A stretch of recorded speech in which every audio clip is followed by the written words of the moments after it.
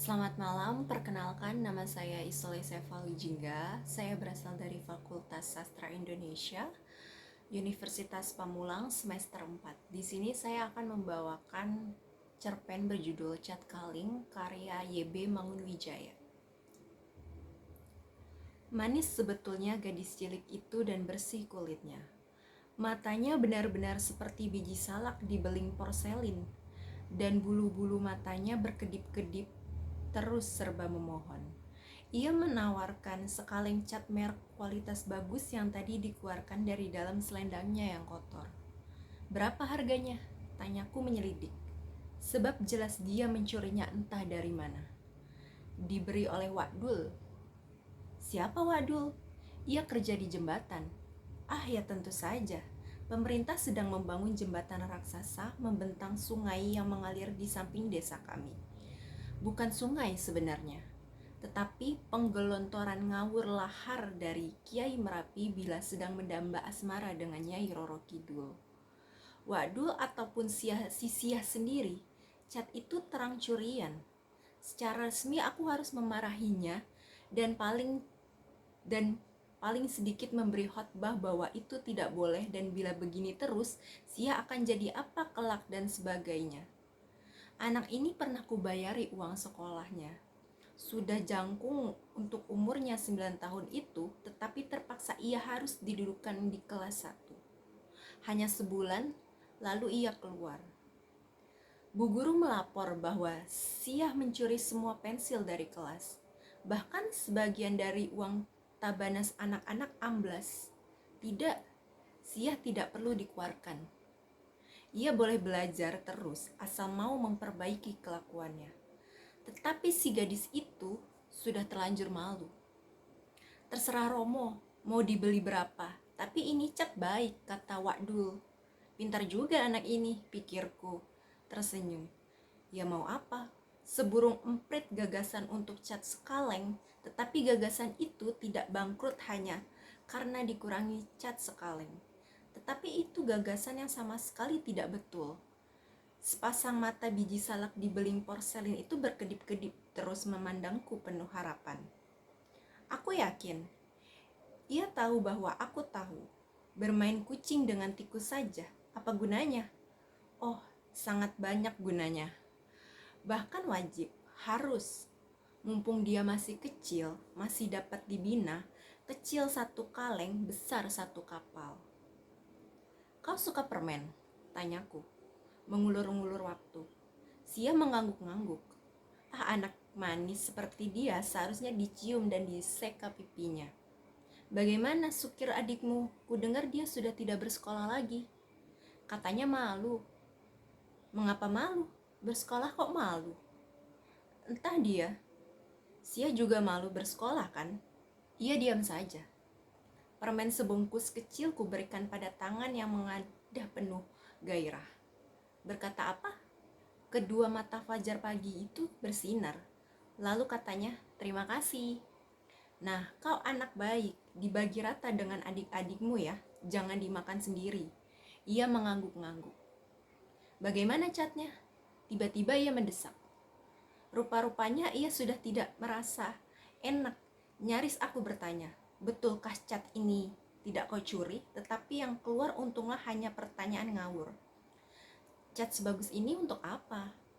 Langsung tak terkira sudah siap sarannya, mengecat pintu. Pintu? Jendela juga bisa, aku tertawa. Dia tampak heran mengapa aku tertawa. Heran menjadi curiga, jangan-jangan 200 juga boleh. Untuk Romo, Wadul berkata ini dapat laku 500. Aku tersenyum dan rambutnya kuseka sayang. Walaupun bukan ahli bangunan, aku tahu cat merek sebagus ini paling sedikit berharga 2000. Untuk apa sih uangnya ya? Tanyaku tidak lucu. Karena jelas aku hanya mengulur-ngulur waktu. Menyesal juga bertanya seperti itu. Orang yang tidak miskin tidak boleh bertanya tentang hal-hal yang hanya berlaku bagi dunianya. Tidak, tidak baik bermain kucing dan tikus. Tiba-tiba aku mendapat ilham. Sia, mukanya yang tadi menunduk menengadah lagi. Bulu-bulu mata panjang yang berkedip-kedip terus itu sangat menggelisahkan hatiku. Dia senewen, saya juga menjadi senewen. Tetapi cantik sebetulnya gadis cilik ini. Ya, lebih dari sebelumnya aku melihat sesuatu yang dulu belum kulihat. Sia ini pasti akan tumbuh menjadi wanita cantik. Semampai badannya dan kakinya yang berdebu tak bersandal itu sempurna lengkung-lengkungnya. Lehernya panjang, dan kalau kepalanya oleng dan bibir-bibirnya yang terlalu kecil itu agak melongo, atau kalau ia spontan melemparkan kepala ke belakang, karena mukanya terganggu rambutnya yang kendati hanya berbau minyak kelapa tetapi boleh dibanggakan, rasanya Anda hanya ingin mendekapnya dan menciuminya. Tetapi tiba-tiba aku tertusuk semacam kekhawatiran yang nyeri rasanya. Akan jadi apa anak ini? Lagi tidak dapat diingkari, setiap orang sedesa tahu ayah si Sia punya hobi untuk tidak mengatakan profesi, mengungkit daun-daun pintu jendela orang lain di malam hari. Tidak di kalangan tetangga sedesa tentu saja, tetapi jauh di selatan sana, Kowilhannya. Kukeluarkan kertas kumal yang pernah hijau warnanya dan kuberikan padanya. Tetapi Sia harus ngomong untuk beli apa. Sudah siap rupa-rupanya ia langsung melontarkan keterangannya. Beli es. Masa uang 500 hanya untuk beli es dan bakso? Untuk Sia sendiri atau juga adik-adik semua? Si gadis membungkam. Sudah cukup, jangan kejam. Dia anak, bukan penggede proyek. Kalang cat ia ulurkan padaku sambil melemparkan rambut ke belakang. Rambut itu kuseka. Tidak usah, bawa saja ke rumah untuk mengecat pintu rumah kalian.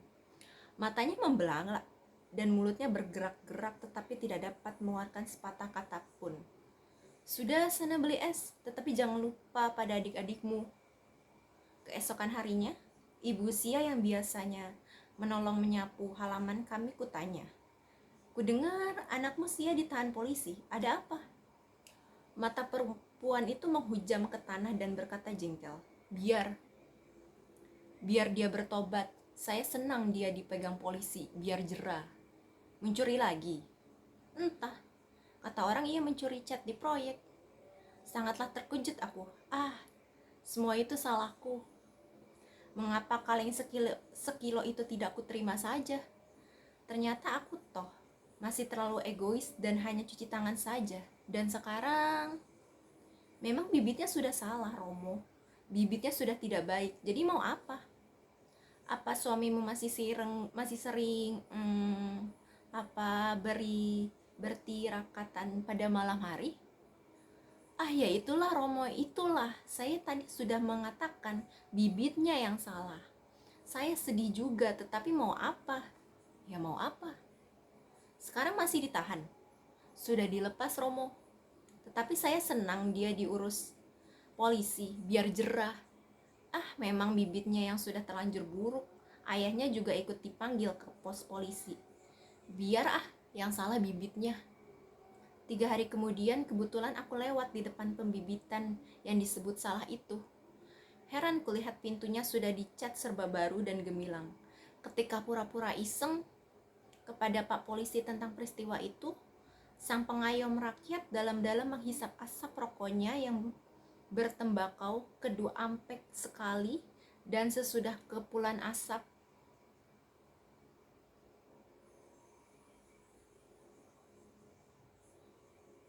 udah itu doang guys.